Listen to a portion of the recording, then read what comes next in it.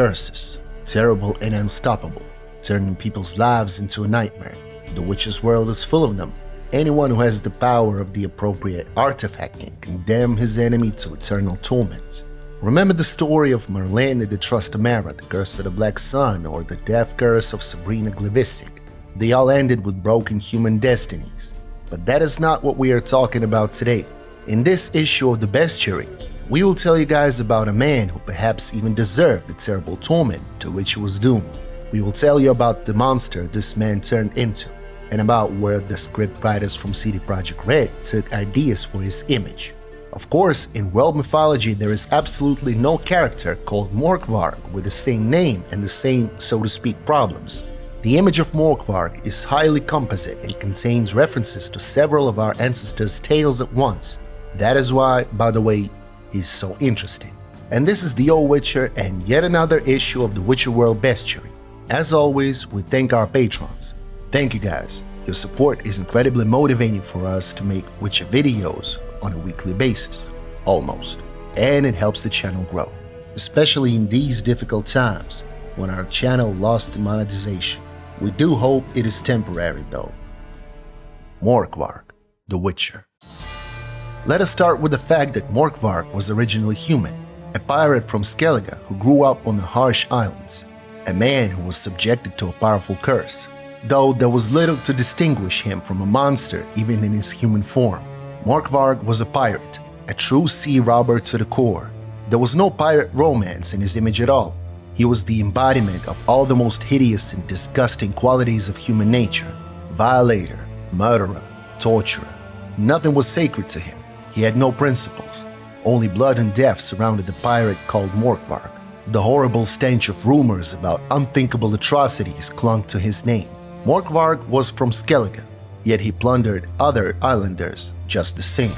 All coastal settlements on Skellige that did not have a strong regiment of warriors capable of fighting back were devastated by Morkvarg. His only goals were blood and gold. Morkvarg killed old men, children, women, even pregnant women.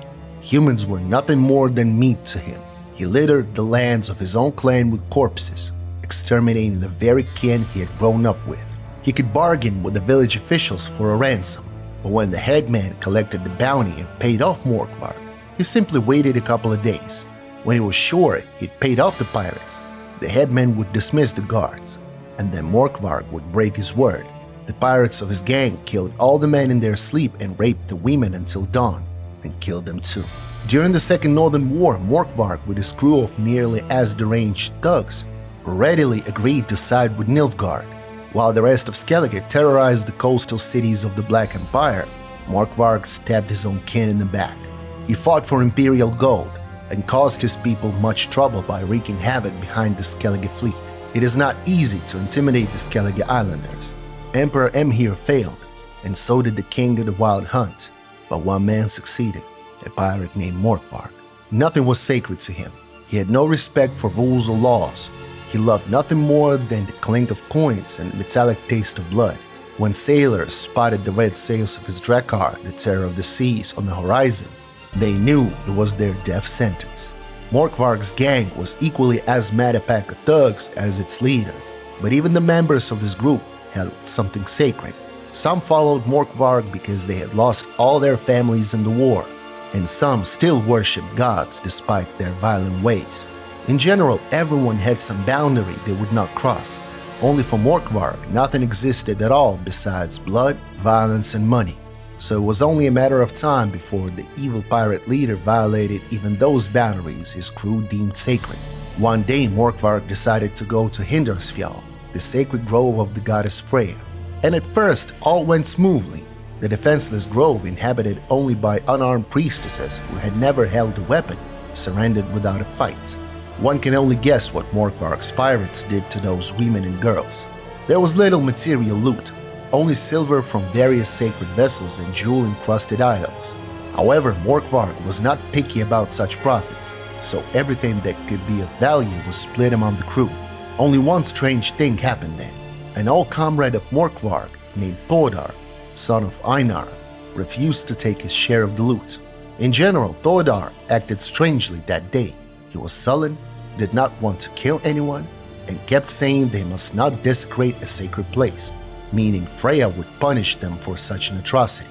He's gone completely nuts, Morkvarg probably thought, but he underestimated the piety of his own companion. Thordar repented of what he had done, and to clear his name before the gods, he decided to kill Morkvarg. He always carried a rune-covered wolf's fang his father had once given him. The father had also admonished Thordar to be cautious with his fang. A person wounded by it would suffer a fate far worse than death. The pirate had never wielded a magic weapon before, but now he believed he could not let Morkvarg go after the sacrilege in the grove of the goddess Freya. Thordar waited until Morkvarg and his men were pissed drunk following the massacre in the grove, and when their leader could barely move, Thordar plunged the magical wolf's fang into him. What happened next? Morkvarg was stricken by a horrific, multi-layered curse. The pirate leader turned into a wolf-like fiend. On top of that, he could not eat or drink. His body was racked by a monstrous hunger, but whenever he brought a piece of meat to his mouth, it immediately turned to ash, and water evaporated right before it reached his throat. In desperation, Morkvarg tried biting the flesh off his own body, but it literally seared his throat with even greater anguish. He desperately wanted to be satiated, but he simply could not do it. Transforming into a wolfish monstrosity and everlasting hunger were only two parts of the curse. It wasn't over yet. The third step was eternal life. Morkvarg could not be killed, not truly and not completely. He could be slain, but he would instantly be reborn. Thus his torment became endless until the end of time. Lastly, Morkvarg could not leave the grove where he had butchered Freya's priestesses.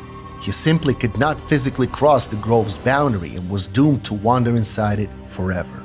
That was the extensive curse, the form of a beast, an animal-like fury, the impossibility of feeding, eternal hunger, never-ending life and torment, and being confined to one place he could not leave.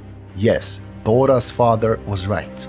A fate far worse than death awaited one struck by that rune-stained fang, but that fate befell a man who might even have earned it in his lifetime. Turned into a dreadful monster that same night, Morkvarg tore apart his entire gang of marauders in a fit of uncontrollable rage. Only Thordar managed to escape. He settled in a small port near the grove, telling everyone he was just a pilgrim.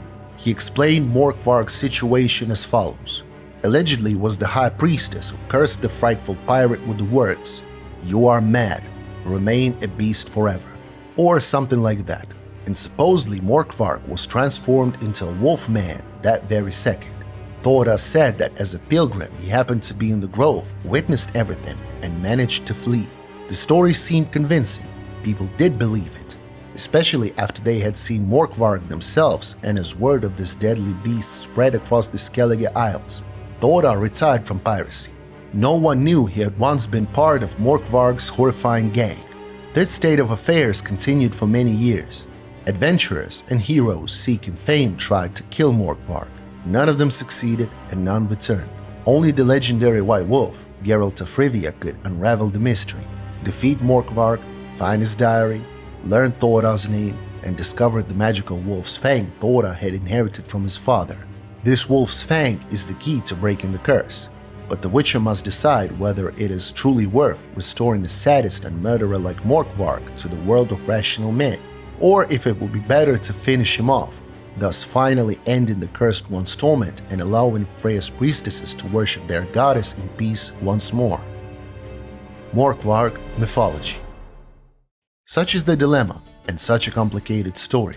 A story that, like all others, is inspired by many of the legends and myths of the real world that made our ancestors shudder in nightmares hundreds of years ago.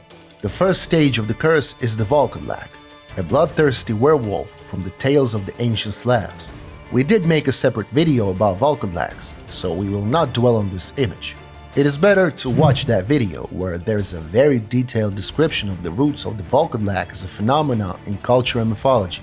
Drop a like over there and don't forget to drop one under this video too, if you enjoy it. That is how YouTube works. If you like videos, more people will see them. The second stage of the curse is eternal hunger, and this image has a direct portrayal in the mythology of our world.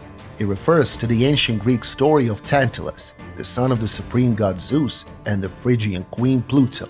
Tantalus was a true favorite of the gods, but his exalted position spoiled him, and he felt a sense of permissiveness that grew into madness. Tantalus wanted to test the omniscience of the gods. Did the lords of Olympus truly know everything that happens in the world? To find that out, Tantalus killed his own son and prepared an exquisite dish from his flesh, which he served to the gods at their feast. But the gods proved to be genuinely all-knowing and saw through Tantalus's plan. Only the absent-minded Demeter managed to eat the shoulder blade of the murdered boy, and during this time the other gods resurrected Tantalus's son, who, however, had to live without that missing shoulder blade. For the insolence and madness that Tantalus displayed, the gods became enraged and decided to punish him in a special way. They banished Tantalus to the underworld, yet they did not relieve him of hunger or thirst. On the contrary, they confined him up to his neck in water, beneath a branch laden with succulent, juicy fruit. But as soon as Tantalus tilted his head to drink, the water receded, sort of draining away from his mouth without letting him take even a drop. When Tantalus tried to reach for one of the fruits hanging on the branch just above him, the branch moved away, always just enough so that he could not even touch the fruit.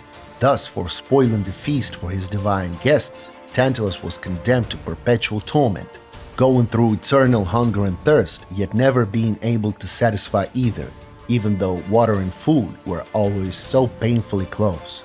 There you have the direct analogy with Morkvarg, the same eternal torment, the same eternal life, and the inability to leave a single place of confinement. In Tantalus's case, that place was the realm of Hades. The only difference, as mentioned in the beginning, is the wolf-man element. After all, the gods did not dare, or did not think, to turn Tantalus into a rabid wolf. Well, we did decide to make this video, and we're hoping for your support. A like, a subscription, and a comment.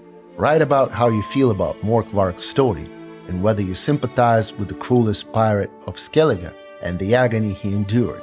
Also, please support our work on Patreon or become a sponsor on YouTube. Once again, we would like to thank our patrons for the support. But in any case, a huge kudos to each and every one of you, dear viewers. And see you soon when the old Witcher speaks once more.